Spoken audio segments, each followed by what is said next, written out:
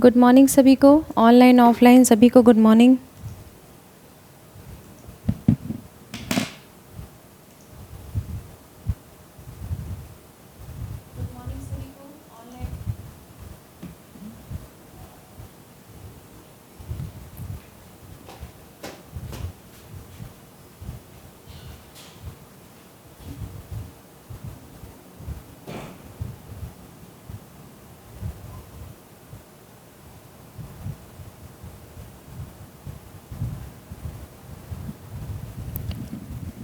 Good morning Manjari, good morning Revathi, good morning Durgeshwari, सभी को good morning, Radhe Radhe.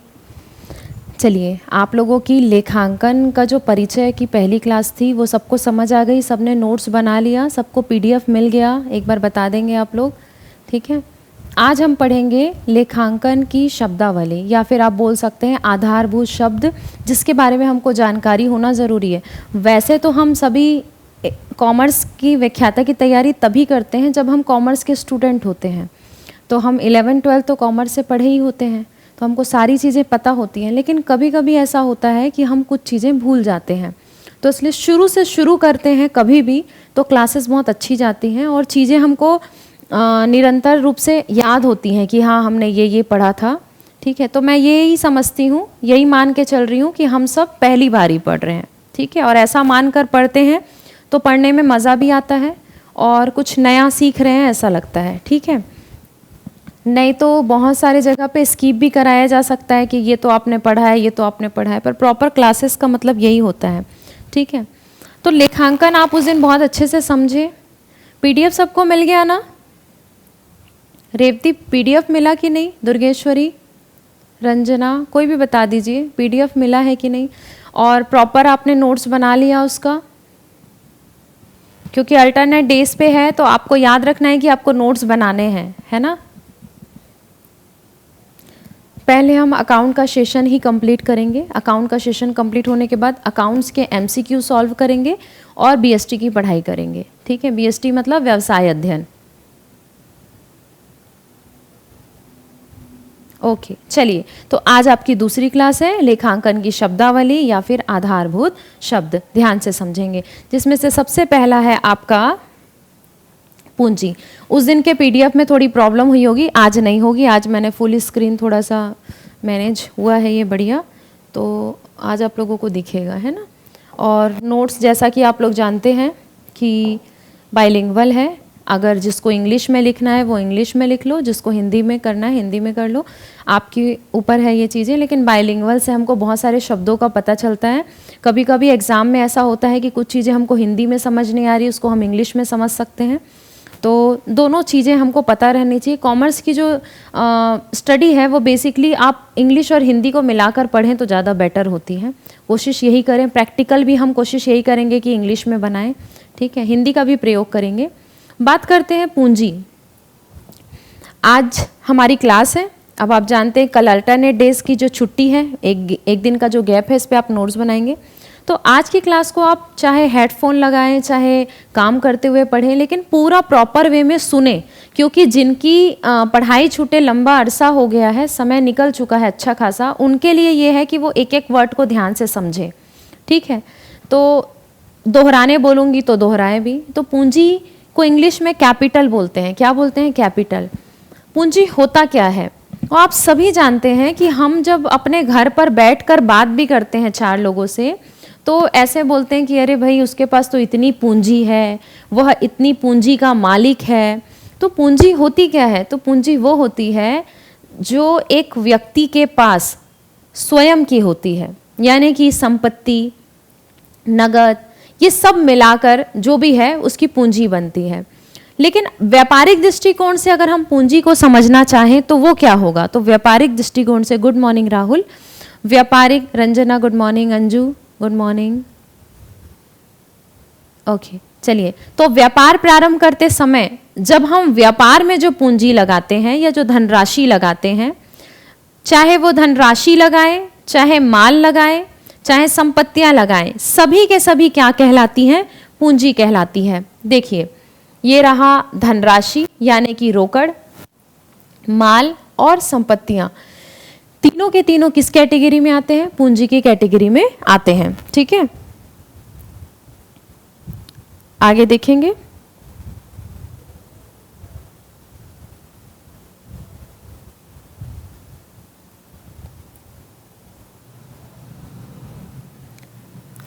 अगर हम पूंजी की बात करें तो पूंजी जो है रिप्रेजेंटेटिव पर्सनल अकाउंट है, यानी प्रतिनिधित्व खाता है। प्रतिनिधित्व व्यक्तिगत खाता होता है। किसका होता है? एक पर्सन का होता है जो उसका प्रतिनिधि करता है।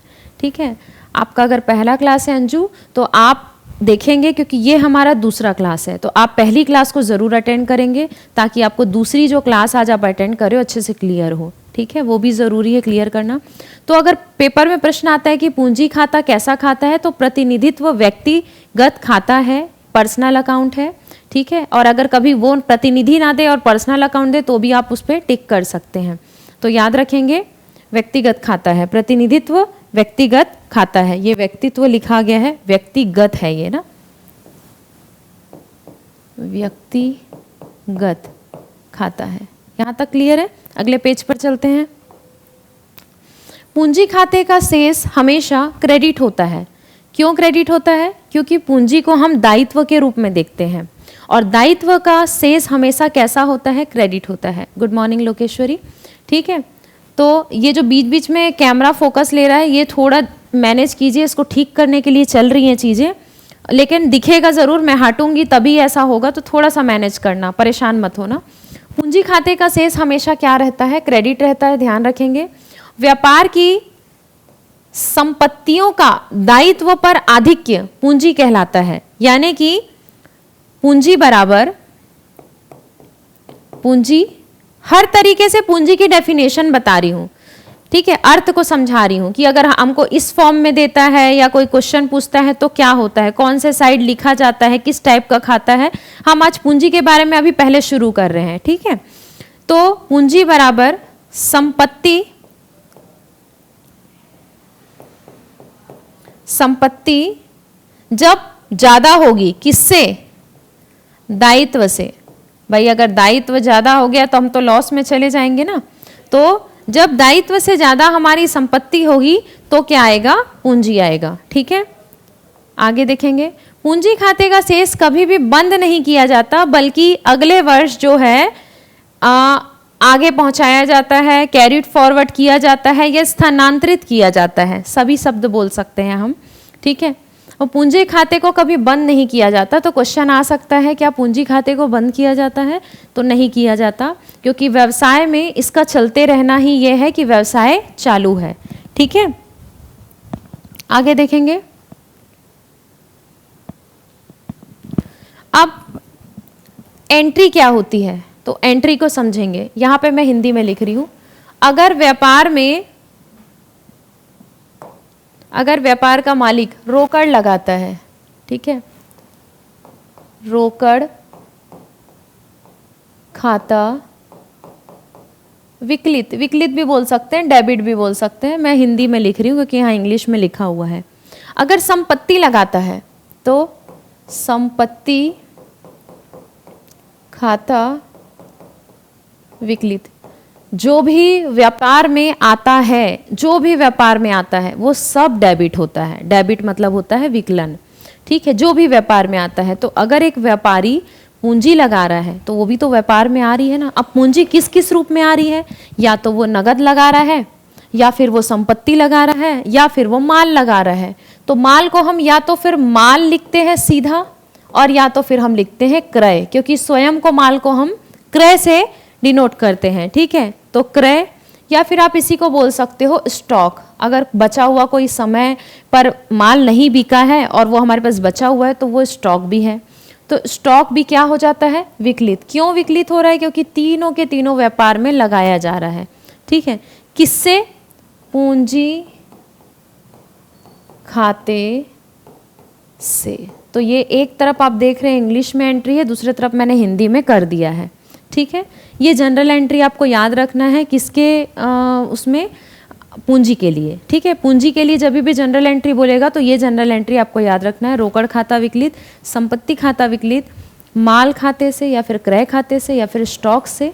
ठीक ठीक है, तीनों को कुछ भी हो, तीनों विकलित, उसके बाद पूंजी खाते से। क्लियर है यहाँ तक?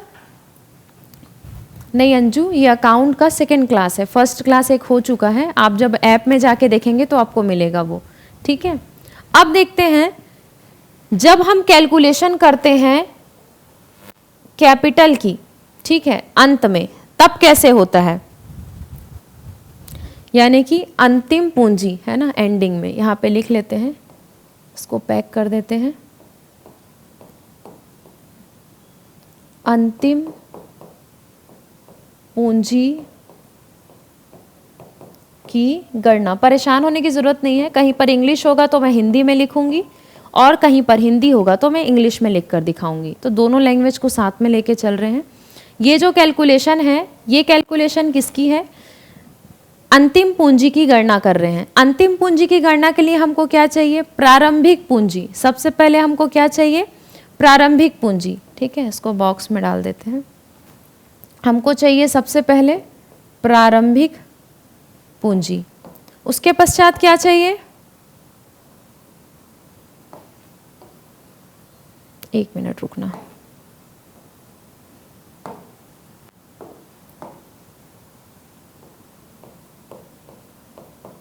अंतिम पूंजी की गणना, ये अपन हिंदी में करते हैं यहाँ पे। तो सबसे पहले लिखेंगे प्रारंभिक पूंजी। प्रारंभिक पूंजी जितना भी रहेगा वो लिखेंगे। ठीक है, उसके पश्चात आप उसमें क्या जोड़ेंगे, अगर आप वर्ड्स पे कोई अतिरिक्त पूंजी लगाते हैं यानी एडिशनल कैपिटल, तो हम इसको करेंगे प्लस अतिरिक्त पूंजी। अतिरिक्त पूंजी इस पे क्या कर देंगे, हम जोड़ देंगे। ठीक है, उसके पश्चात हम इसमें क्या जोड़ेंगे, इंटरेस्ट ऑन कैपिटल। ठीक है, ये सब जो ऐड लिखा है ये जुड़ने वाली मदें हैं। ठीक है, और जो लेस है वो घटाने वाली मदें हैं। ठीक है, तो पहले जोड़ने वाली पूरी बता रही हूँ। तो अतिरिक्त पूंजी हमने जोड़ दिया, लेकिन इसके अलावा और क्या जुड़ेगा, अगर पूंजी पर कोई ब्याज है, पूंजी पर ब्याज, ये भी क्या हो जाएगा, प्रारंभिक पूंजी में जुड़ जाएगा। उसके पश्चात अगर कोई नेट प्रॉफिट है तो वो भी जुड़ जाएगा, यानी कि शुद्ध लाभ। शुद्ध लाभ, ठीक है, समझ आ रहा है यहाँ तक? बीच बीच में ओके कर देना, पूछूंगी जब कुछ भी समझ नहीं आएगा तो।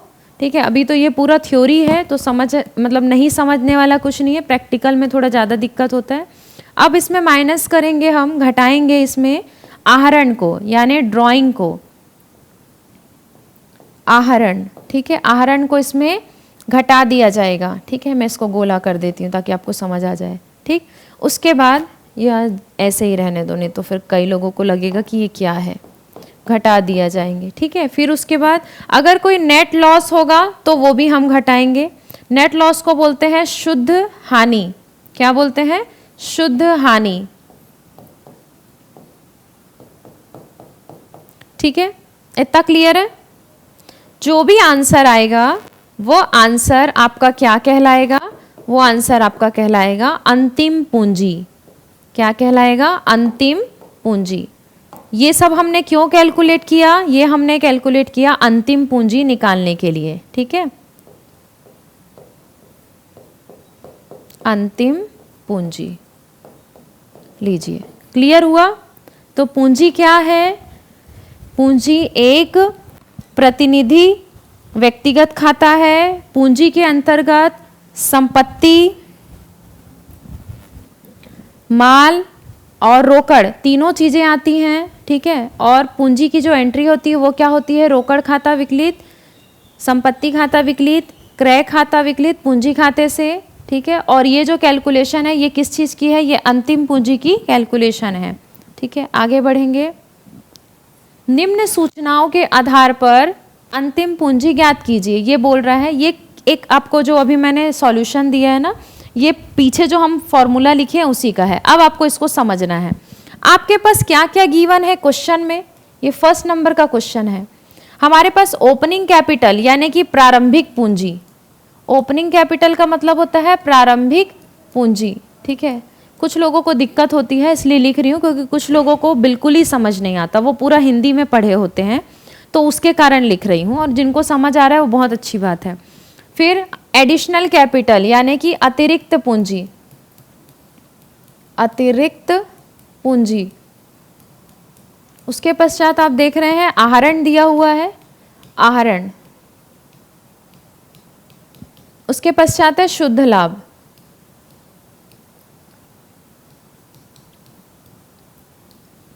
अब हमको सॉल्व कैसे करेंगे? सबसे पहले मैंने क्या बताया था, आप पहले लिखेंगे ओपनिंग कैपिटल को लिख दिए, उसके बाद उसमें क्या जुड़ता है, एडिशनल कैपिटल अतिरिक्त पूंजी, तो हम उसको जोड़ दिए। जोड़ने के बाद कितना आया, 30,000, लेकिन यहाँ पर जोड़ा नहीं है, यहाँ एक साथ सॉल्व कर दिया, आप चाहें तो टुकड़े में कर सकते हैं। नेट प्रॉफिट भी इसमें जुड़ेगा। अब ये सबको जोड़कर आहरण को इसमें घटा देंगे, तो जो आंसर आएगा वो क्या है, आपका सामने है, ठीक है। क्लियर है? तो कितना आ गया आंसर, 1,30,000। क्लियर है? 1,30,000। यहां तक सबको क्लियर है? एक बार ओके करेंगे। दूसरे एग्जाम्पल की ओर चलेंगे। फिर एक दूसरी और फॉर्मूला आपको बताना है जो पूंजी से संबंधित है। यही सब तो पेपर में आएगा, व्याख्याता के फॉर्मूला पूछेगा, या फिर उसे क्या कहते हैं, किस अकाउंट को क्या कहते हैं, कहाँ पे एंट्री होती है, यही छोटी छोटी चीजें पूछी जाती हैं पेपर में।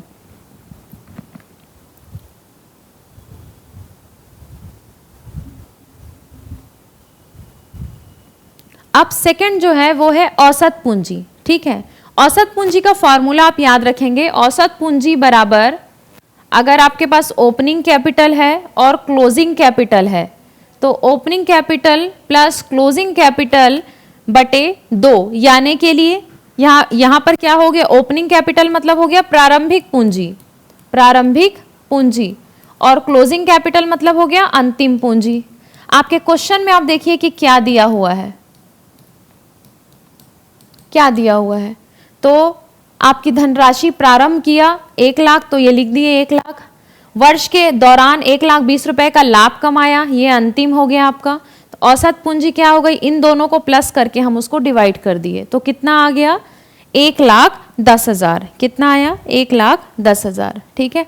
आप चाहें तो इसको एक स्टेप और सॉल्व कर सकते हैं अपनी कॉपी में, 2,20,000 बटे 2, तो आपका आंसर आएगा 1,10,000। इस तरीके से एक स्टेप और सॉल्व कर सकते हैं, ठीक है। चलिए आगे चलते हैं। अब बात करते हैं, पूंजी अच्छे से क्लियर हो गया ना। अब दूसरे आधारभूत शब्द की ओर चल रहे हैं। दूसरा आधारभूत शब्द है आहरण। आहरण का मतलब होता है ड्राइंग। आहरण को इंग्लिश में क्या बोला जाता है, ड्राइंग्स। तो आहरण कैसा खाता है, ये भी व्यक्तिगत उद्देश्य हेतु ही बनाया जाता है। कैसा होता है इसमें, तो आप ध्यान देंगे, ये भी प्रतिनिधि करता है, किसका प्रतिनिधित्व खाता है, ये एक व्यवसाय के मालिक का। जिस तरीके से पूंजी व्यवसाय के मालिक का प्रतिनिधित्व खाता है, वैसे ही आहरण भी व्यापार के मालिक का प्रतिनिधित्व खाता ही है, यानी व्यक्तिगत खाता है, दोनों, ठीक है। तो जो आहरण है वो क्या है, जब व्यापारी अपने निजी या व्यक्तिगत उद्देश्य हेतु व्यापार से ही कोई धनराशि निकालता है या माल निकालता है, तो उसे हम क्या कहते हैं, आहरण कहते हैं। क्लियर है? When a businessman withdraw cash or goods from the business for personal use, it is called drawing, ठीक है। सेकेंड पॉइंट पे आप देखेंगे जो मैंने अभी बोला, आहरण जो है प्रतिनिधि व्यक्तिगत है, ये व्यक्तिगत है ना, व्यक्तिगत खाता है, ठीक है। Drawing accounts is representative personal account. Clear है? आगे देखते हैं। अब जैसे आपने देखा था कि पूंजी खाते का शेष हमेशा क्या रहता है, क्रेडिट रहता है। आहरण खाते का क्या रहेगा, डेबिट रहेगा, ठीक है। आहरण खाते का शेष हमेशा क्या रहेगा, डेबिट रहेगा। The balance of drawing account always debit, ठीक है।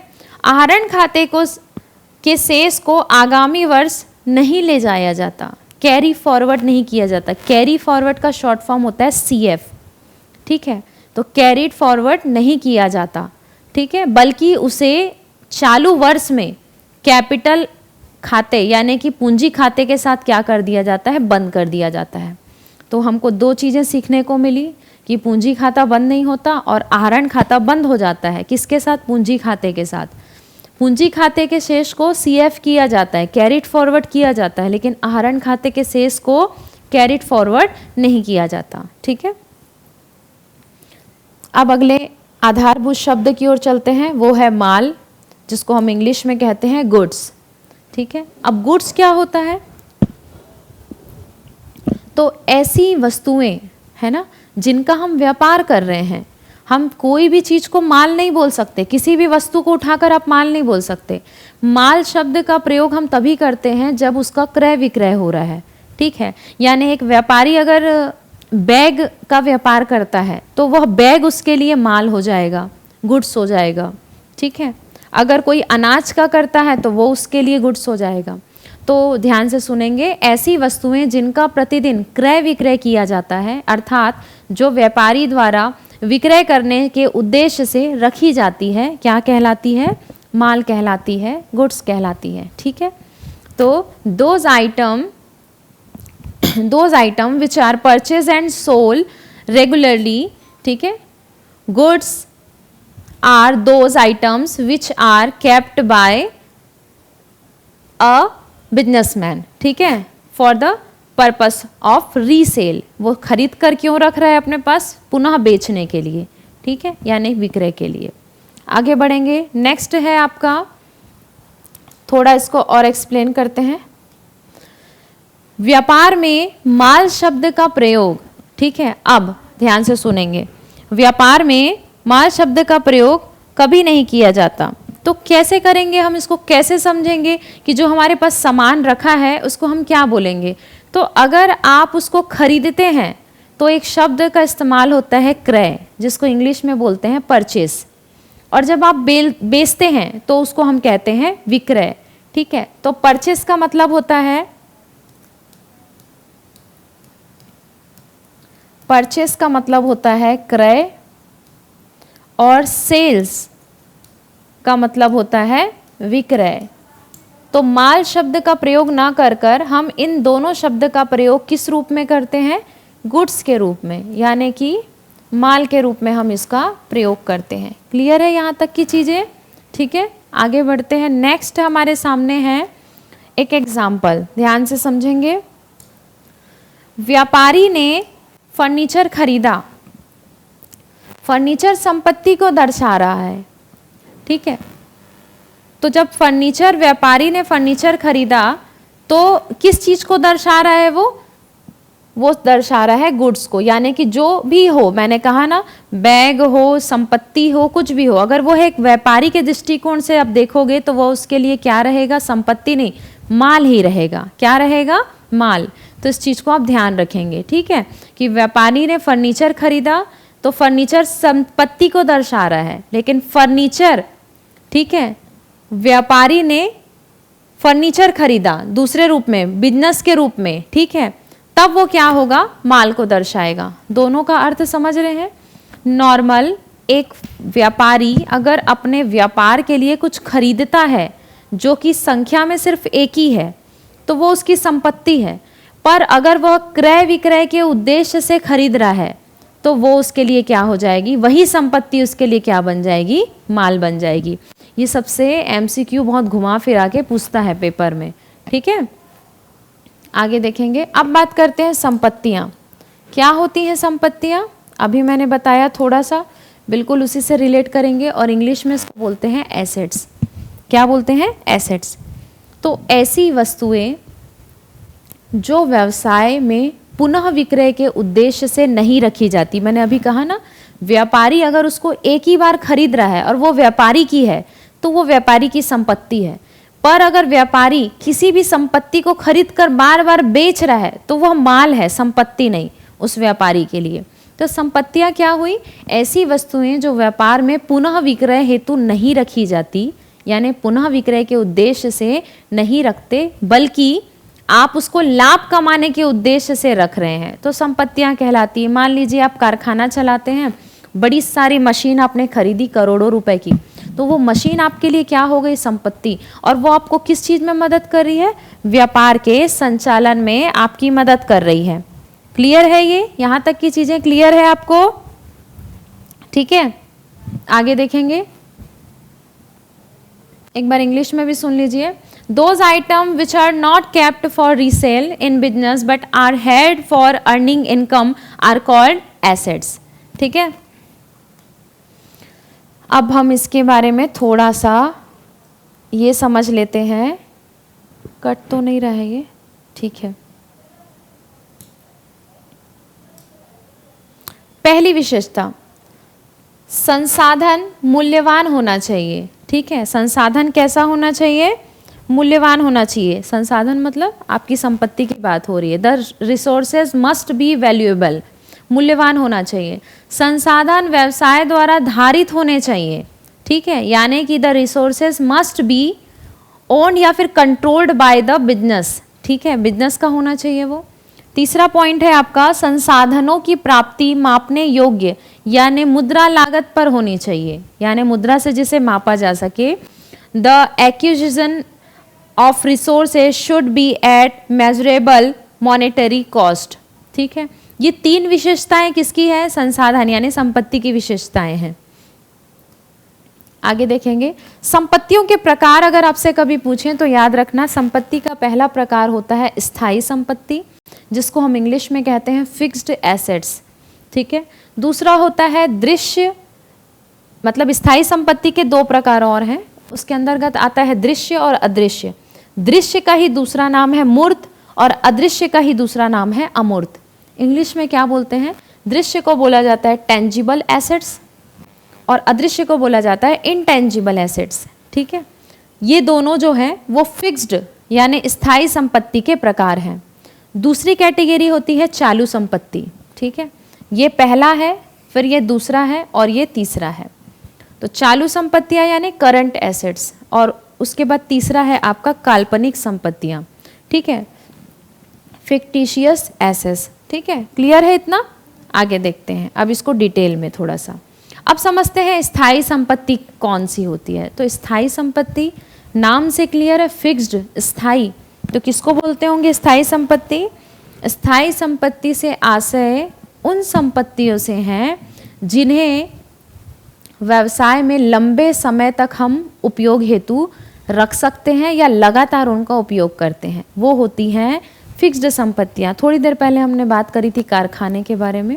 आप 1 करोड़ का प्लांट लगाएंगे तो क्या आप रोज रोज प्लांट को उखाड़ेंगे? क्या नहीं, वो लग गया यानी निरंतर अब उस पर कार्य किया जाएगा और लाभ कमाया जाएगा, तो सालों साल तक वह लाभ आपको मिलता रहेगा। तो वही एक डेफिनेशन भी है कि स्थायी संपत्ति अर्थात व्यवसाय में लंबे समय तक, ठीक है, लगातार उसका उपयोग किया जाता है, उसको हम स्थायी संपत्ति कहते हैं। इंग्लिश में एक बार सुन लीजिए। Fixed assets are those assets which are held in the business for the long term continuous use. ठीक है, स्थायी संपत्ति से वस्तुओं तथा सेवाओं का उत्पादन किया जाता है। आप क्यों लगा रहे हैं? कारखाने क्यों लगा रहे हैं? ताकि आप वस्तुओं का निर्माण कर सके, उत्पादन कर सके।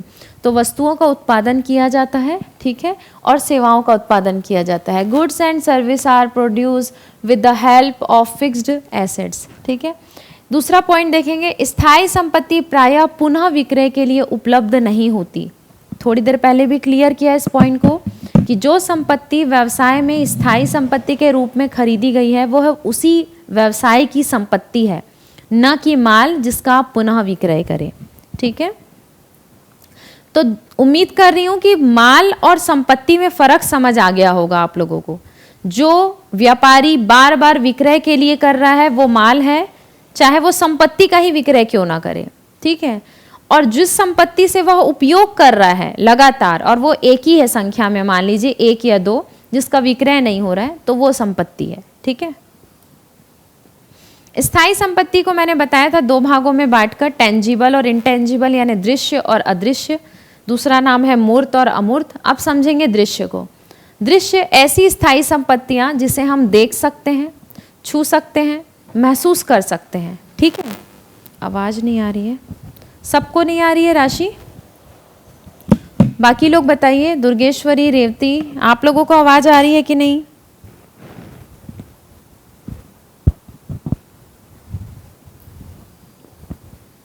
चेक करके बताइए एक बार, क्योंकि राशि ने मैसेज किया है कि आवाज़ नहीं आ रही है करके, तो एक बार आप बताएंगे आवाज़ आ रही है कि नहीं?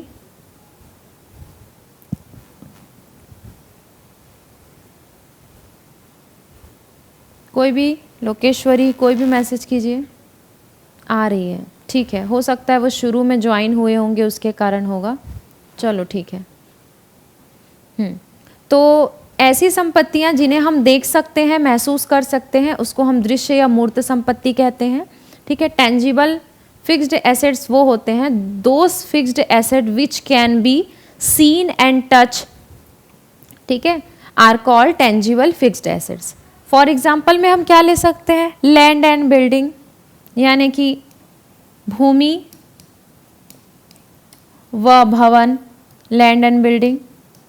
आप इसको देख भी सकते हैं, छू भी सकते हैं, और आप इसको बार बार हटा नहीं सकते। ठीक है, मशीनरी यानी कि मशीन, फर्नीचर, ठीक है, और फर्नीचर ही समझिए इसको, फिक्सचर, ठीक है, मोटर कार और कंप्यूटर, इनके नाम तो आप लोग जानते हैं। ठीक है, क्लियर है? ये सब आपके किसके अंतर्गत आते हैं? संपत्ति। कौन सी संपत्ति? स्थायी संपत्ति, और वो भी दृश्य। अब बात करते हैं अदृश्य। ऐसी संपत्तियां जिन्हें हम देख या छू नहीं सकते, ठीक है, जिन्हें हम देख या छू नहीं सकते, तो वो किस में आए? केवल महसूस कर सकते हैं, तो हम उसको क्या बोलेंगे? अदृश्य बोलेंगे। जैसे आप अगर देख रहे हैं कि एक व्यवसाय है ए और एक व्यवसाय है बी, अगर ए को प्रॉफिट हो रहा है 1 लाख रुपए का और बी को प्रॉफिट हो रहा है 2 लाख रुपए का, तो आप क्या अंतर पाते हैं? हम ये अंतर पाते हैं कि दोनों में राशि एक बार फिर से ज्वाइन होइए, उनको कमेंट करके बताइए कोई, राशि को क्यों आवाज़ नहीं आ रही? बाकी लोगों को तो आ रही है, क्योंकि है ना, एक बार आप कमेंट करके बता देंगे कोई भी कि एक बार रीज्वाइन करें, है ना, क्योंकि उनके में ही प्रॉब्लम है, बाकी सबको तो आ रही है आवाज़, है ना। एक बार थोड़ा सा कमेंट करके बता देंगे। तो दोनों में आपने क्या अंतर देखा कि ए है उसको 1 लाख का प्रॉफिट हुआ, बी को 2 लाख का प्रॉफिट हुआ। फ़र्क क्या है? तो गुडविल। तो गुडविल सबसे ज़्यादा आपको याद में रखना है, बाकी और चीज़ें भी हैं जो मैं बता रही हूँ। गुडविल का मतलब होता है ख्याति, ठीक है।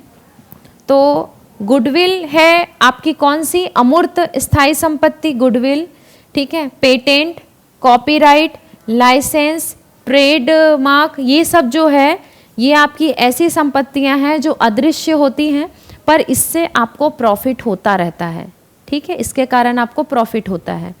आप एडवर्टीजमेंट में देखेंगे लोग एडवर्टीजमेंट क्यों करते हैं? ताकि उनको फ़ायदा हो। एडवर्टीजमेंट से क्या फ़ायदा होता है? लोगों तक वह सूचना आसानी से पहुंच जाती है।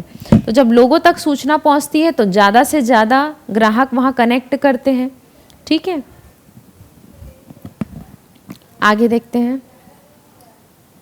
चालू संपत्तियां, दूसरे प्रकार की ओर आ रहे हैं अब। चालू संपत्तियां, करंट एसेट्स, ऐसी संपत्तियां जिसे हम एक लेखांकन अवधि, ठीक है, ऐसी संपत्तियां जिसे हम एक लेखांकन अवधि में अर्थात नगद में परिवर्तित कर सकते हैं, वह चालू संपत्ति कहलाती है। मान लीजिए कोई चेक है और आप उसी साल उस चेक को किस में कन्वर्ट करा रहे हैं? रोकड़ में कन्वर्ट करा रहे हैं, ठीक है। तो चालू संपत्तियां, चालू संपत्तियों में कौन कौन सी चीजें आती हैं? आगे देखते हैं। चालू संपत्तियों को कार्यशील या तरल संपत्ति भी कहा जाता है, ये नाम याद रखेंगे, अन्य जो इसके नाम हैं, ठीक है। इसके अंतर्गत आता है कैश इन हैंड, यानी हाथ में रोकड़। कैश इन हैंड मतलब हाथ में रोकड़। कैश एट बैंक यानी बैंक में रोकड़।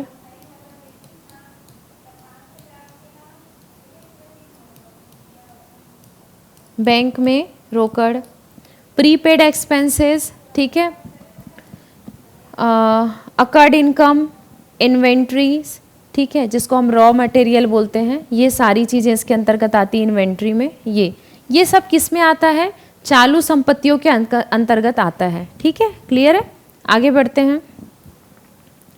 चालू संपत्तियों को फ्लोटिंग एसेट्स भी कहते हैं, यानी कि चक्रीय संपत्तियां भी कहते हैं। फ्लोटिंग एसेट्स और चक्रीय संपत्तियां, ठीक है, ध्यान रखना इसको भी।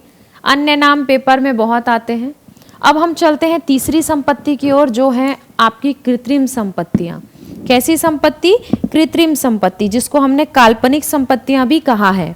ठीक है, तो ऐसी संपत्ति जिन्हें हम पुनः नगद में परिवर्तित नहीं कर सकते। ऐसी संपत्ति जिन्हें हम पुनः नगद में परिवर्तित नहीं कर सकते, अर्थात कोई वास्तविक अस्तित्व इनका होता ही नहीं। तो ऐसी संपत्तियां प्रतिवर्ष एक निश्चित लाभ हानि खाते में खत्म कर दी जाती हैं या अपलिखित कर दी जाती हैं, या फिर इसका एक भाग बैलेंस शीट में दिखाया जाता है, यानी कि चिट्ठे में दिखाया जाता है।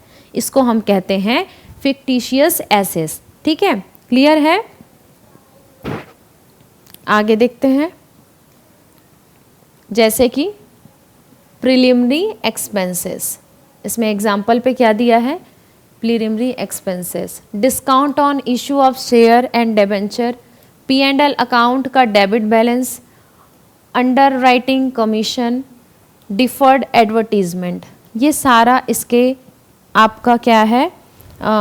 एग्जाम्पल के तौर पर आपको याद रखना है कि ये सारी चीज़ें जो हैं वो है कृत्रिम संपत्तियाँ।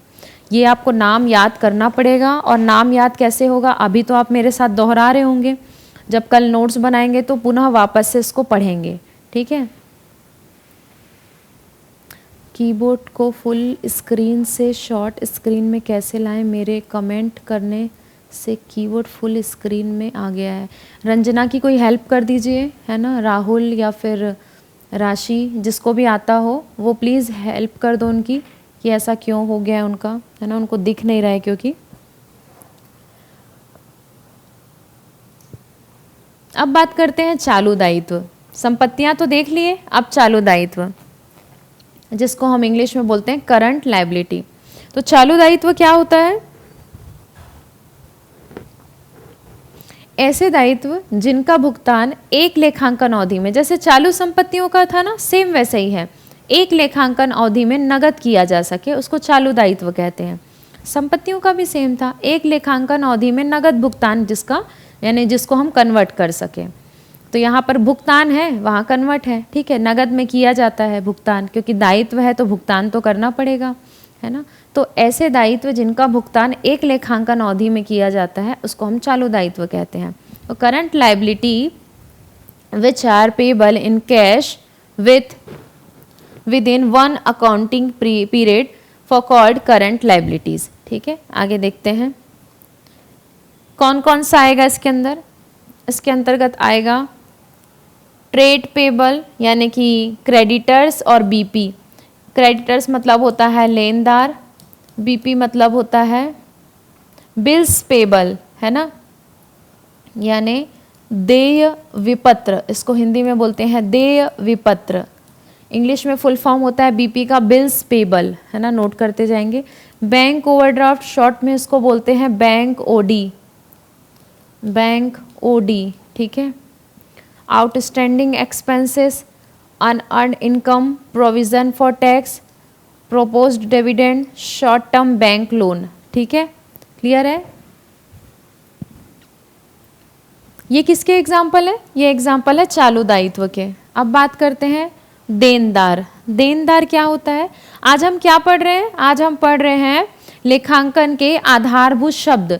कितने शब्दों के प्रयोग से हम पूरे लेखांकन को समझेंगे, जिसपे हमने पूंजी को समझा, आहरण को समझा, संपत्ति को समझा, दायित्व समझा। अब आगे पढ़ते जा रहे हैं। ठीक है, देनदार। देनदार क्या होता है? जिन व्यक्ति या संस्थाओं को व्यवसाय द्वारा उधार माल बेचा जाता है, जिन व्यक्ति या संस्थाओं को व्यवसाय द्वारा उधार माल बेचा जाता है और जिनसे माल का भुगतान आना शेष है, ऐसे व्यक्ति को हम क्या कहते हैं? देनदार कहते हैं। ठीक है, क्लियर है? यानी देनदार जो है वो आपकी संपत्ति होते हैं, याद रखना, वो आपको भुगतान करते हैं। जस्ट इसके अपोजिट में क्या होते हैं? लेनदार। लेनदार क्या होता है? तो लेनदार जिन व्यक्ति या संस्थाओं को व्यवसाय द्वारा उधार माल खरीदा जाता है, ठीक है, वहां से खरीदा जाता है, उनको हम क्या कहेंगे? लेनदार कहेंगे। तो व्यापार से पैसा लेने वाले व्यक्ति क्या कहलाते हैं? लेनदार कहलाते हैं, ठीक है, अर्थात जिन व्यक्ति संस्थाओं से उधार माल खरीदा जाता है। क्लियर है? एक मिनट ना, अटक रहा है क्या? थोड़ा सा अटक रहा है थोड़ा।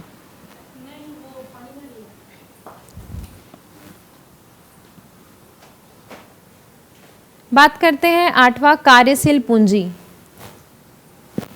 सीए, कार्यशील पूंजी, सीए मतलब करंट एसेट्स, सीएल मतलब करंट लायबिलिटी, दोनों को जब माइनस करते हैं तो क्या आएगा? कार्यशील पूंजी। ठीक है, क्लियर है? दोनों के अंतर को क्या कहते हैं?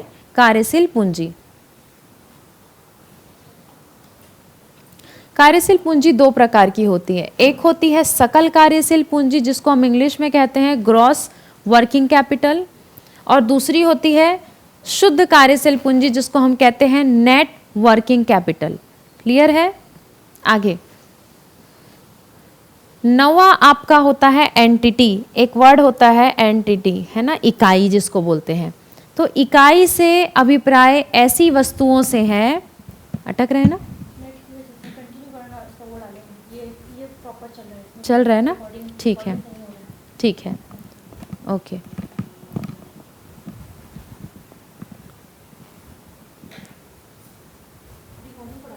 ठीक है, रिकॉर्डिंग आप लोगों को जाएगा ना, वो सही जाएगा, थोड़ा नेट के कारण प्रॉब्लम हो रहा है इसलिए अटक रहा है, पर जो आप लोगों के पास वीडियो जाएगा ना रिकॉर्डिंग में, वो एकदम सही जाएगा, उस पर नहीं अटकेगा। ठीक है, क्लियर है? चलो, तो एंटिटी से क्या मतलब है? इकाई का अभिप्राय ऐसी वस्तु से है जिसका एक निश्चित अस्तित्व है। ठीक है, व्यावसायिक उद्यम से, जैसे कि सुपर बाजार, हायर ज्वेलर्स, ये सब चीजें। ठीक है, इसको बोलते हैं एंटिटी। मेन लाइन इसमें आपको याद रखना है, व्यावसायिक उद्यम से संबंधित इकाई, एंटिटी। ठीक है, अब बात करते हैं लेन देन। लेन देन क्या होता है? जिसको इंग्लिश में कहते हैं ट्रांजैक्शन, हिंदी में और क्या कहते हैं? सौदे। ठीक है, क्या होता है ये? तो जब हम दो या दो से अधिक इकाइयों के बीच किसी घटना, है ना, या फिर जिसका कुछ मूल्य होता है, लेन देन कहलाता है, दो या दो से इकाई के बीच में। ठीक है, यह माल का क्रय और धन की प्राप्ति, लेनदार को भुगतान, व्यय आदि कुछ भी हो सकता है। मान लो दो व्यापार हैं, दो व्यापार आपस में क्या करेंगे? एक बेचेगा, दूसरा खरीदेगा, एक धन का भुगतान करेगा, दूसरा प्राप्त करेगा, एक व्यय का भुगतान करेगा, दूसरा प्राप्त करेगा। तो दो या दो से अधिक इकाइयों के बीच में जब कुछ मूल्य होता है जिसका लेन देन हो रहा है, तो वो लेन देन कहलाता है। ठीक है, यह लेन देन जो है उधार भी हो सकता है और नगद भी हो सकता है, ध्यान रखना इस चीज को। ठीक है, transaction any event between two और मोर entities having some monetary value is called a transaction. ठीक है, it may include purchase of goods, receipt of cash, payment to creditors, ठीक है, expenses etc. It can be either a cash or credit transaction, दोनों हो सकता है, cash और credit. अब बात करते हैं 11वां आधारभूत शब्द है प्रमाणक, जो कि बहुत इंपॉर्टेंट है, इंग्लिश में कहते हैं इसे वाउचर। क्या कहते हैं? वाउचर। क्या होता है ये? तो किसी व्यावसायिक लेन देन की सत्यता को दर्शाने वाले प्रमाण पत्र को या प्रमाणक को हम क्या कहते हैं? वाउचर या फिर प्रमाणक कहते हैं। ठीक है, प्रमाणक जो है नगद तथा उधार दोनों रूप में हो सकते हैं। अगर पेपर में प्रश्न आता है कि क्या प्रमाणक केवल नगद होते हैं, केवल उधार होते हैं, या दोनों हो सकते हैं, दोनों में से कोई नहीं, तो याद रखना दोनों हो सकते हैं प्रमाणक। ठीक, आगे बढ़ते हैं। जैसे माल नगद खरीदने पर कैश मेमो और उधार खरीदने पर बीजक मिलता है। ठीक है, ये भी पूछा जाता है पेपर में, तो ध्यान रखेंगे। यहां तक सबको चीजें क्लियर है? एक बार ओके करेंगे। और जब हम दुकान में जाते हैं तो सामान का भुगतान करने पर हमको क्या मिलती है, रसीद प्राप्त होती है, रिसिप्ट बोलते हैं जिसको, ठीक है। On making payment a receipt is obtained, यानी कि हमको रिसिप्ट मिलती है उसको। यहाँ तक क्लियर हुई आपको चीज़ें, 11वां शब्दावली तक पूरा आपको क्लियर है। फिर आगे बढ़ेंगे।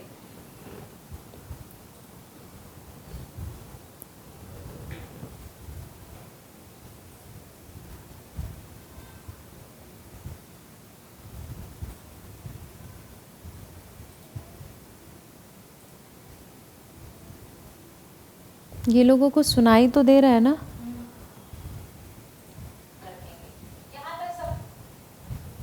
उस पे चल रहा है ना ठीक से? नहीं, अच्छा, थोड़ा इसको करवाएंगे ना बोल के, है ना?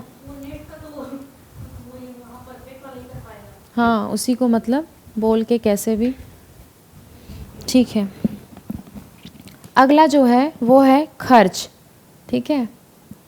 और ये भी एक चीज़ याद रखेंगे कि प्रमाणक के आधार पर प्रारंभिक लेखा पुस्तकें तैयार की जाती है और अंकेक्षण, है ना, कि रीढ़ की हड्डी जो है वो प्रमाणक होती है, ठीक है, ये भी याद रखेंगे। चलिए नेक्स्ट पॉइंट है एक्सपेंडिचर, जिसको बोलते हैं खर्च। खर्च से तात्पर्य किसी लाभ या सेवा या संपत्ति को पाने के लिए जो धन का व्यय करते हैं हम, ठीक है, जो संपत्ति को पाने के लिए धन का व्यय करते हैं उसको हम क्या कहते हैं, व्यय करना या फिर देनदारी लेना, ठीक है, ये कहलाता है आपका खर्च। क्लियर हुआ? हाँ, सुनते जाइए अभी, क्योंकि अभी ये अटक रहा है, तो अभी जब रिकॉर्डिंग आपके पास जाएगा तो प्रॉपर दिखाई देगा, ठीक है। एक्सपेंडिचर मीन्स स्पेंडिंग मनी और incurring a liability to obtain benefit service और एसेट्स। क्लियर है यहाँ तक? आगे नेक्स्ट है आपका, इसी में समझने के लिए पहला पॉइंट है राजस्व व्यय, ठीक है, जिसको हम बोलते हैं रेवेन्यू एक्सपेंडिचर। अगर खर्च की बात कर रहे हैं तो टाइप्स भी पता होना चाहिए। तो पहला याद रखेंगे रेवेन्यू। रेवेन्यू का मतलब होता है राजस्व व्यय, ठीक है। राजस्व व्यय क्या है? एक लाभ का इसका लाभ का एक साल के भीतर समाप्त हो जाता है, जैसे कि वेतन, किराया, माल का क्रय, ये। अच्छा, दूसरा क्या होता है आपका? पूंजीगत व्यय, कैपिटल एक्सपेंडिचर। इसका लाभ लंबे समय तक मिलता है, जैसे मशीन पर खर्चा करना, भवन लेना और फर्नीचर लेना, प्लांट लेना। ये कैसे पूंजीगत कहलाते हैं? क्योंकि आप इसको एक बार तो ले लेते हो, आपके व्यवसाय में स्थापना हो जाती है, उसके पश्चात साल दर साल आप इससे क्या कमाते हैं? लाभ कमाते रहते हैं। तो जब लाभ कमा रहे हैं तो लगातार दीर्घकालीन लाभ हो गया, तो इसलिए इसको बोलते हैं पूंजीगत। लेकिन ऐसा लाभ जो केवल एक ही वर्ष में समाप्त हो जाए, वो आपका कहलाता है रेवेन्यू एक्सपेंडिचर, ठीक है। इसका एक और नाम याद रखेंगे, आगम। आगम, ठीक है। चलिए आगे बढ़ते हैं। खर्च तो हो गया, अब खर्च के बाद चलते हैं हम, अच्छा इसको भी समझ लीजिए। छोटे समय का खर्च बराबर राजस्व व्यय, यानी कि आप अगर कम समय के लिए खर्च कर रहे हैं, ठीक है, शॉर्ट टर्म एक्सपेंसेस बराबर क्या होता है आपका? राजस्व व्यय। ये ध्यान रखेंगे, पेपर में आपको ये दे सकता है। और लंबे समय का खर्च बराबर पूंजीगत व्यय। अगर हम लंबे समय के लिए कर रहे हैं, दीर्घकालीन के लिए कर रहे हैं, तो क्या हो जाएगा? पूंजीगत। और छोटे समय के लिए है तो आगमगत, ठीक है। क्लियर है? रेवेन्यू। अब बात करते हैं स्टॉक।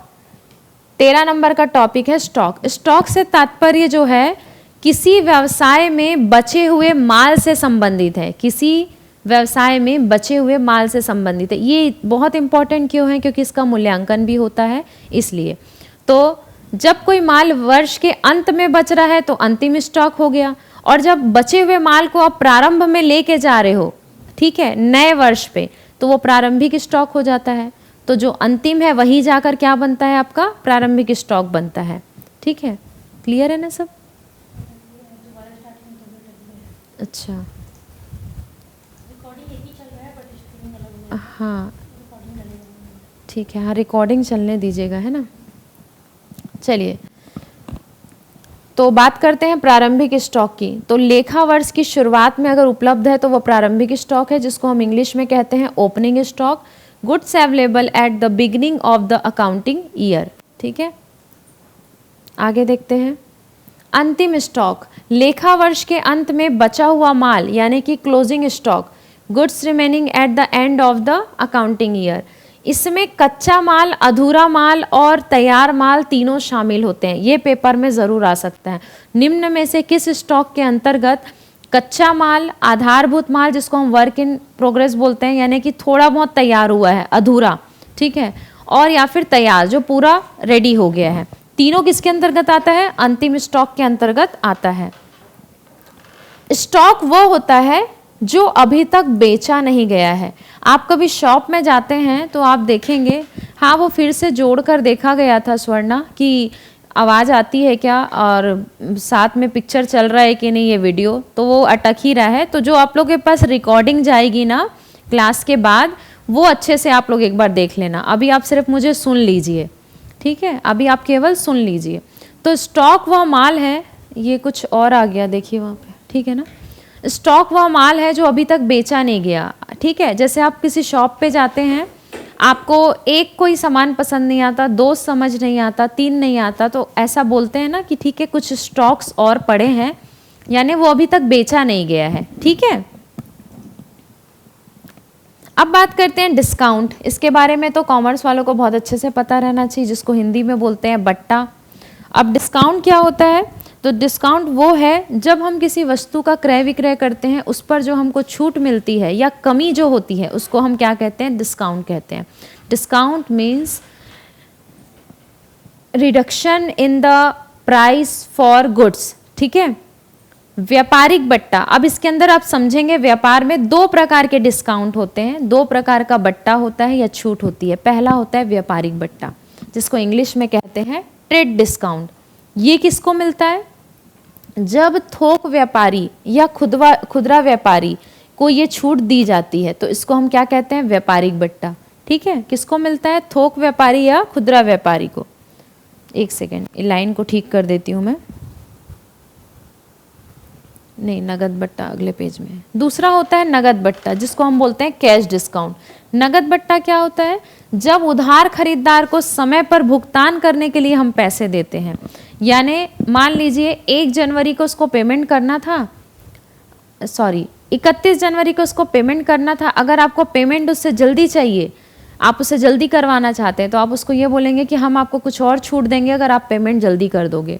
तो उधार खरीदार जो हमसे उधार माल लेके गए हैं, उनसे पेमेंट लेने के लिए जो छूट दी जाती है, उसको हम कहते हैं नगद बट्टा, ठीक है। तो याद रखना कि बट्टा जो है खरीदार को आकर्षित करने के लिए और समय पर भुगतान करने के लिए उपयोग किया जाता है। आप देखे होंगे ना, जिस जगह पे सेल या डिस्काउंट वर्ड लिखा रहता है, वहाँ लोग ज़रूर जाके देखते हैं कि किस चीज़ का डिस्काउंट है। ऑनलाइन में भी देखना, जहाँ डिस्काउंट वर्ड लिखा रहता है वहाँ लोग ज़रूर देखते हैं। तो ये ग्राहक को आकर्षित करने के लिए किया जाता है। अब बात करते हैं क्रय की। क्रय को इंग्लिश में बोलते हैं परचेस। सबसे पहले पेज में तो हमने इसके बारे में चर्चा किया है। क्रय का अर्थ होता है व्यवसाय द्वारा माल खरीदना, चाहे वह नगद हो या फिर उधार हो, ठीक है, इसको हम कहते हैं क्रय। व्यापारिक इकाई में माल बेचने के लिए खरीदा जाता है। याद रखना, क्यों उपयोग किया जाता है? आप जब माल बेचने के लिए कहीं से खरीदोगे तब वह क्रय कहलाएगा, ठीक है। क्रय हमेशा बिक्री के उद्देश्य से किया जाता है। याद रखना, एक व्यापारी बहुत सारी वस्तुओं का क्रय तभी करता है जब व्यापारी को सामान आगे बेचना होता है, ठीक। उत्पादन इकाई में कच्चा माल खरीदा जाता है, जिसे तैयार माल बनाकर बेचा जाता है। तो उत्पादन इकाई में आपने क्या खरीदा? कच्चा माल खरीदा, और बेचा क्या? तैयार माल, यानी फिनिश्ड गुड्स, ठीक है। अब बात करते हैं व्यय। खर्च अलग है एक्सपेंडिचर, और व्यय अलग है एक्सपेंसेस, ठीक है। व्यय क्या होता है?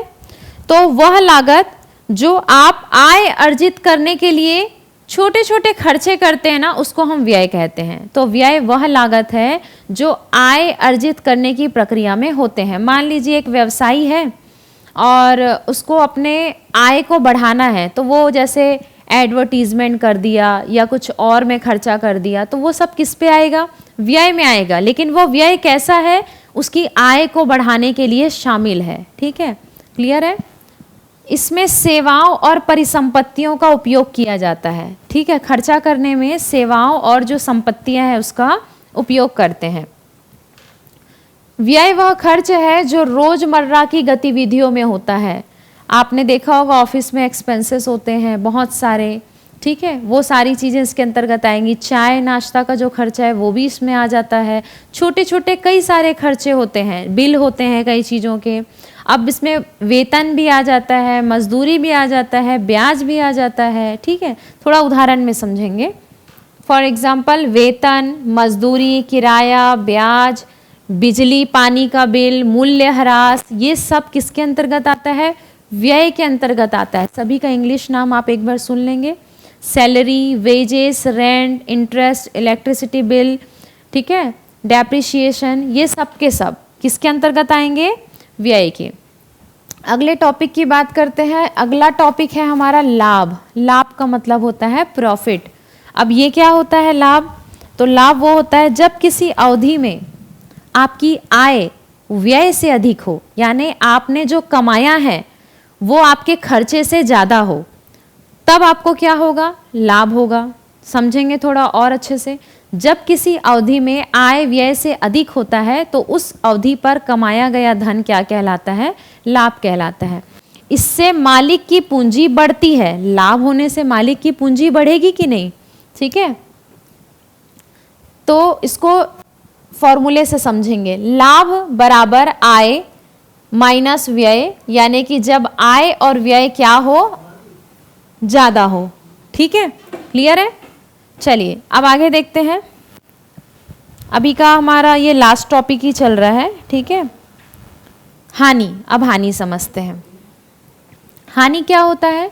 जब व्यय आय से ज़्यादा हो, अपोजिट कर दीजिए, उल्टा कर दीजिए उसको। जब व्यय आय से ज़्यादा हो तब हमको क्या होगी? तब हानि होगी। ठीक है, आखिरी टॉपिक है ये। थोड़ा बहुत जो दिक्कत हो रही है उसके लिए माफ़ी चाहती हूँ, लेकिन वो आप लोगों को रिकॉर्डिंग जब पहुँचेगा तो अच्छे से पहुँचेगा, आप लोग नोट्स अच्छे से बना पाएंगे। ठीक है, तो जब व्यय आय से अधिक हो जाती है तो हानि होती है। इससे पूंजी घटती है। लाभ से पूंजी बढ़ती है और हानि से पूंजी घटती है। इसका फॉर्मूला कैसे बनेगा? हानि बराबर आय माइनस व्यय। ठीक है, जब व्यय आय से ज़्यादा हो, जब व्यय आय से ज़्यादा हो। क्लियर है? चलिए आगे देखते हैं। उदाहरण, चोरी हो जाना, ठीक है, आग से नुकसान हो जाना, दुर्घटना हो जाना, या फिर किसी संपत्ति को बेचते समय हमको हानि हो जाना, ये सारी चीज़ें हानि के अंतर्गत आती हैं। इसके बाद मैं कुछ और एक दो इम्पॉर्टेंट चीज़ें बता रही हूँ। ये आपके वो आधारभूत तत्व हैं या शब्द हैं जिससे आप पूरे अकाउंटिंग को समझेंगे। कुछ कुछ और है, अगली क्लास में बताऊंगी मैं। ठीक है, और साथ ही साथ उस दिन हम करेंगे लेखांकन के सिद्धांत। ठीक है, अकाउंटिंग स्टैंडर्ड कौन कौन से होते हैं वो सारी चीज़ें हम थर्ड क्लास में पढ़ेंगे। पहली क्लास में मैंने आपको एक पूरा PDF दिया है जिसमें चैप्टर लिखे हुए हैं। बस उसी चैप्टर के अकॉर्डिंग आपकी क्लास होगी, याद रखना। हर क्लास में एक चैप्टर कंप्लीट होगा। ठीक है, जैसे आज ये जो चैप्टर है ये कंप्लीट है, अब नेक्स्ट क्लास में आपका थर्ड चैप्टर कंप्लीट होगा। ठीक है, लेखांकन के सिद्धांत एवं प्रमाप। ठीक है, आगे देखते हैं। अब इसमें कुछ चीज़ें जान लीजिए। कैसे जानेंगे?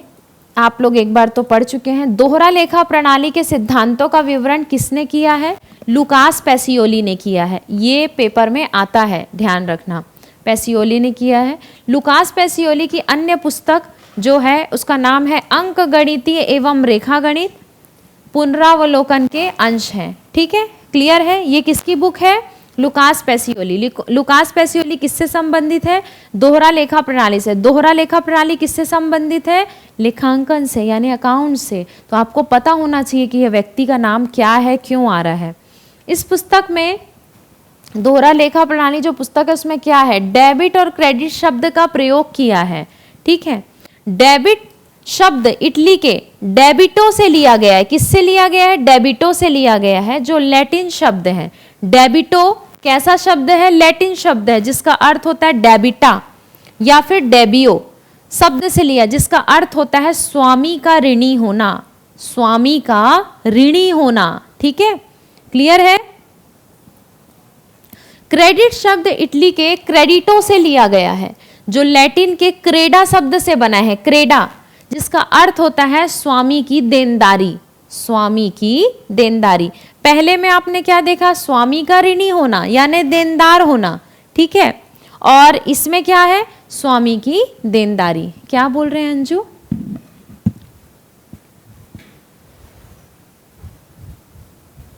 आप बिल्कुल पढ़ सकते हैं, 11th-12th की बुक से भी पढ़ना चाहें तो उससे भी पढ़ सकते हैं। अगर आप कुछ भी एक्स्ट्रा पढ़ने के इच्छुक हैं तो बिल्कुल पढ़िए, लेकिन देखो आप लोगों ने क्लास परचेस किया है ना, तो क्लास में जितनी चीज़ें हो रही हैं वो तो आप लोगों को पढ़ना ही पड़ेगा। ठीक है, क्लियर है। अगर आप 11th-12th का सहारा लेते हैं तो बहुत अच्छा बेस क्लियर होता है उससे। हालांकि मैं तो उसी से ही उसको भी लेकर पढ़ाऊंगी, ऐसा नहीं है कि वो मैं छोड़ दूंगी, पर अगर आप सेल्फ भी पढ़ना चाहते हैं तो पढ़ सकते हैं। पर अगर आप मेरे से पूछेंगे कि मैम इतना नोट्स कंप्लीट हो जाएगा कि जितना आप पढ़ा रहे हो, तो बिल्कुल आप इतने को पढ़ लीजिए, ये भी बहुत ज़्यादा सफिशियंट है। ठीक है, तो टॉपिक वाइज होते जाएगा, उसके बाद हम इसके एमसीक्यू भी चालू करेंगे। पहले एक थोड़ा 4-5 टॉपिक हमारा कंप्लीट हो जाए तो एमसीक्यू करने में हमको थोड़ा अच्छा लगेगा। ठीक है, अगली क्लास में यानी कि हम शनिवार के दिन जब मिलेंगे तो हम उस दिन पढ़ेंगे लेखांकन के सिद्धांत और प्रमाप, जितने भी अकाउंटिंग स्टैंडर्ड होते हैं वो पढ़ेंगे। ठीक है, तो एक एक दिन में यानी एक एक क्लास में आपके एक एक चैप्टर हो रहे हैं, बड़ी आसानी से आपके कोर्स भी हो जाएंगे, रिवीजन भी होगा, टेंशन मत लीजिएगा। ठीक है, ओके। बाकी बुक से पढ़ने में कोई बुराई नहीं है, ध्यान रखना हमेशा, आप जहाँ से भी पढ़ें। हाँ, आज थोड़ा ज़्यादा ही अटक रहा था। ठीक है, आप मेरे से भी पढ़ कर संतुष्ट हो सकते हैं, इतना ही पढ़कर भी रुक सकते हैं। अगर कुछ और पढ़ने की इच्छा है तो 11th-12th और कॉलेजेस की भी जो बुक होती हैं कॉमर्स की, वो आप यूज़ कर सकते हैं, पढ़ सकते हैं। आज थोड़ा सा ज़्यादा अटका, मैं उसके लिए क्षमा चाहती हूँ, लेकिन नेट ऐसा था, मैं क्या करूँ, वो मेरे बस की बात नहीं है। लेकिन जो रिकॉर्डिंग क्लास आप लोगों के ऐप पे डलेगी वो बहुत क्लियर रहेगी, रिकॉर्ड अच्छे से हुआ है, तब आप लोग क्या बनाएंगे, नोट्स बनाएंगे। ठीक है, हाँ मैं समझ रही हूँ राशि। तो दोबारा से जब आप अभी रिकॉर्डिंग क्लास डलेगी ना, उसको देखिएगा, इसीलिए अल्टरनेट डेज रखा गया है ताकि कोई प्रॉब्लम ना हो करके। ठीक है, हाँ आप रिकॉर्डिंग वीडियो देखना और अच्छे से पढ़ना, हो जाएगा उससे। ठीक है, चलिए तो क्लास ओवर करते हैं। जुड़े रहने के लिए धन्यवाद, है ना। और किसी को कुछ पूछना है तो आप पूछ सकते हैं।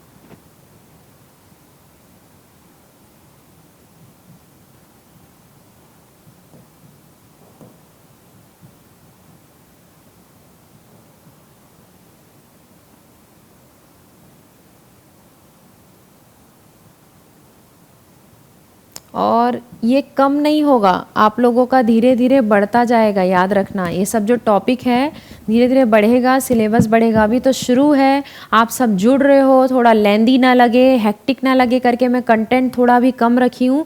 धीरे धीरे ये कंटेंट बढ़ते जाएंगे। ठीक है, जैसे आज दूसरी क्लास है, तीसरी क्लास में इससे ज़्यादा कंटेंट आपको मिलेगा। ठीक है, तो ये जो एग्ज़ाम सब्जेक्ट वाइज हो रहा है ना, ये उसी के लिए। हाँ राशि, ये उसी के लिए है ना, क्लियर है। तो इतनी चीज़ों को ध्यान में रखकर आपको पढ़ना है, प्रॉपर नोट्स बनाते चलना है, याद कर चलना है। कोई डाउट होगा तो डाउट पूछेंगे, और 1-2 क्लास और हो जान दीजिए, फिर आपका एमसीक्यू भी मैं स्टार्ट कर दूंगी, क्योंकि एक टॉपिक होने के बाद ही ना एमसीक्यू स्टार्ट किया जाता है। ठीक है, चलिए तब तक के लिए ध्यान रखेंगे आप सभी। मिलते हैं शनिवार को सेम टाइम पे 11 बजे।